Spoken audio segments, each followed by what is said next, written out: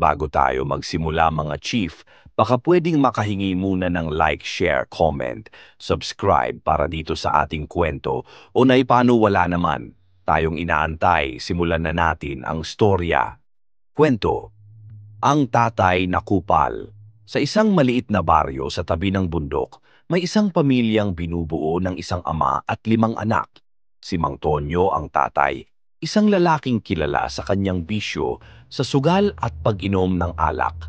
Araw-araw, halos wala siyang ginagawa kundi maglaro ng cards kasama ang kanyang mga tropa sa ilalim ng puno ng mangga.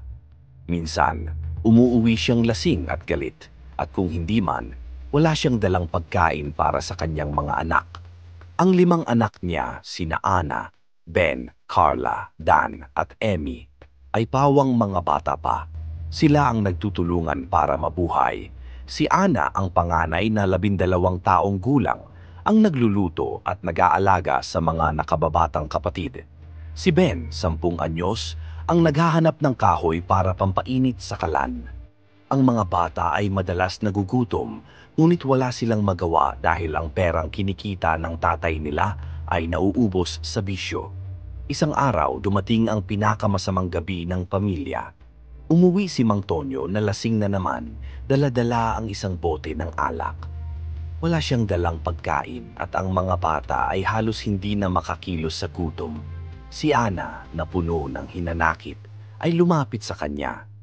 "Tatay, wala na kaming makain. Gutom na kami," ang sabi ni Ana, halos lumuluha. Pero sa halip na mag-sorry o mag-alala, nagalit si Mang Tonyo. "Ano ba kayo? Mga walang kwentang bata. Ako nga, pagod na pagod sa pagtatrabaho, tapos ganyan ang sasabihin ninyo?" Tumahimik ang mga bata. Alam nilang wala silang magagawa. Ngunit sa gabing iyon, habang tulog si Mang Tonyo, nagdesisyon si Ana na kumilos na. Kinabukasan, dinala niya ang kanyang mga kapatid sa bahay ng kanilang tiyo, si Mang Luis, na kilala sa pagiging masipag at mapagkalinga. "Tiyo, hindi na namin kaya. Wala na kaming makain at si tatay inuuna niya ang bisyo niya," ang sabi ni Ana. Nahabag si Mang Luis at tinanggap niya ang mga bata. Simula noon, doon na sila nanirahan. Si Mang Tonyo, nang malaman na iniwan siya ng mga anak, ay nagalit at nagwala. Pero habang tumatagal, nagsimula siyang maramdaman ang bigat ng kanyang mga pagkakamali. Wala na siyang bisyo, wala na siyang mga anak, at wala na siyang pamilya. Isang araw, nagpakita siya sa bahay ni Mang Luis, humihingi ng tawad. "Pasensya na, mga anak. Nasira ko ang buhay ninyo. Hindi ko na uunahin ang sarili ko. Gusto kong magbago," ang sabi niya, luhaan. Nag-usap ang mga bata at si Mang Luis.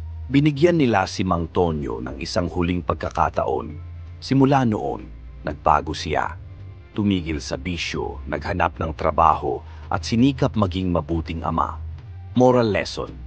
Ang kwentong ito ay nagtuturo sa atin na ang pagiging makasarili at pag-uuna sa bisyo ay maaaring magdulot ng malaking pinsala sa pamilya. Ang responsibilidad bilang magulang ay hindi lamang para sa sarili, kundi para sa ikabubuti ng mga anak. Ang pagbabago ay posible, ngunit kailangan itong simulan sa tamang panahon, bago mahuli ang lahat. Ang pamilya ay isang mahalagang regalo na dapat pahalagahan at alagaan. Maraming salamat sa pakikinig ng ating kwento. Mga chief, don't forget to like, share, subscribe para lalo pa tayong ganahan maglabas ng mga ganitong kwento o paano kita kits sa susunod na story. And goodbye. Thank you so much.